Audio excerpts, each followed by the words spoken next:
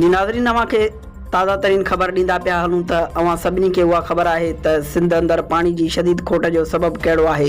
ऐं कहिड़ी साज़िश तहत सिंध जो पाणी चोरी करे जहिड़ी तरह सां सिंध जे सरसब्ज़ ज़मीनुनि खे बंजर बणायो पियो वञे। कुझु ॾींहं अॻु आबपाशी खाते जे सूबाई वज़ीर सैयद खुर्शीद शाह जे सिंध में पाणी जी खोट बाबति ग़लति बयानु ॾियण ते सॼी सिंध जे माण्हुनि में इंतिहाई कावड़ छायल हुई। सखर के जलसे दौरान कुछ सिंधी माण्हुनि पारां सूबाई वज़ीर सैयद खुर्शीद शाह जी गाॾी खे रोके संदसि आॾो पादर हथनि में खणी संदसि निजी टीवी चैनल खे ॾिनल इंटरव्यू दौरान कयल ग़लति बयानी जो अहसासु ॾियारियो ऐं सख़्तु कावड़ जो इज़हार कयो।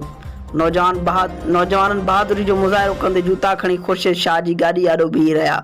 जॾहिं त उते मौजूदु माण्हुनि पंहिंजनि मोबाइलनि जी कैमरा जी अख में उहे मंज़र महफ़ूज़ पिणु करे वरिता आहिनि।